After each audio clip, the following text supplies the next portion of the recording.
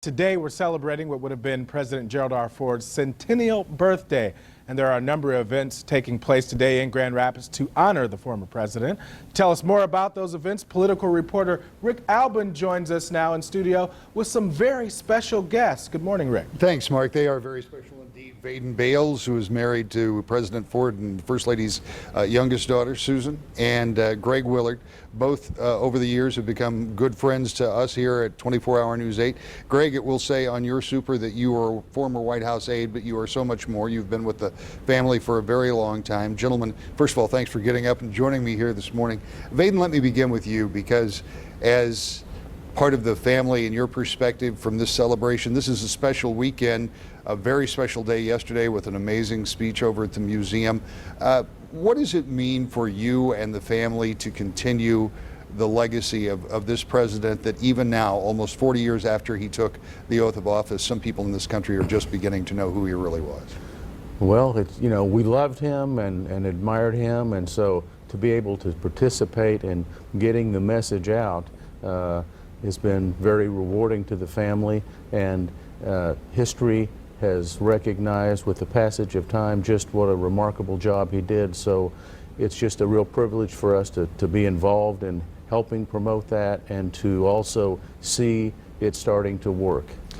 Greg, from your perspective, you were there during the tough times when the president took a lot of heat for a lot of things that he did, and you have been able to now, all those years later, look back and see people who were then his critics become the people who say, he was right after all.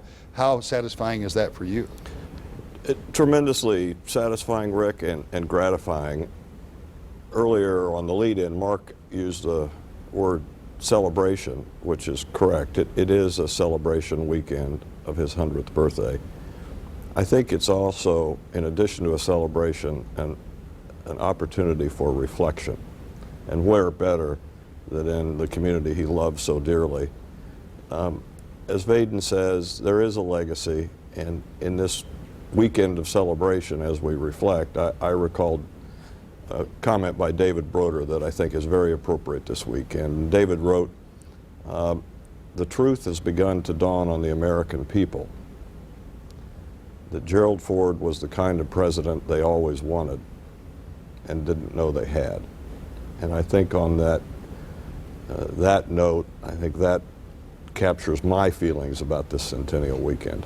But in many ways that's true. In fact, in our special, which will air again at 10 o'clock this morning, I said in the lead into one of the pieces that when he became president of the United States, he was, for most of the country, an unknown commodity. People just didn't know who he was, despite the fact he'd been in Washington for a quarter century. I mean, he'd been there on the front lines. But beyond that, beyond being the president that many of us didn't know that we had, he was also a dedicated family guy, Vaden, and I know that you got to experience that part of it, particularly as his duties as president were no longer omnipresent, and spent a lot of time.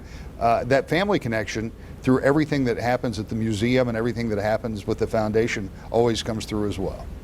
It should, because family was really important to him.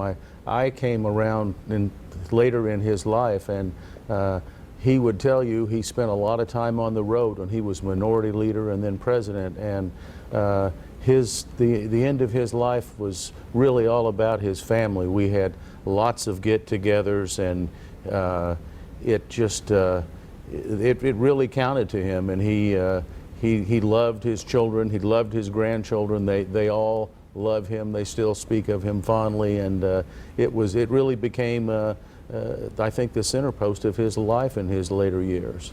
Greg, I apologize, we're out of time. 15 seconds. Talk to people just briefly about what's going to go on today. We'll have the presidential wreath-laying ceremony. President Obama is sending a wreath along with several others. And then we will be unveiling a model of the ship, the USS Gerald R. Ford, as we remember a good man, Rick, a very, very good man. Well, it's going to be a great day. Gentlemen, thank you so much for coming and joining me this morning. I look forward to seeing you both over at the museum this afternoon. Thanks, Rick. Thanks.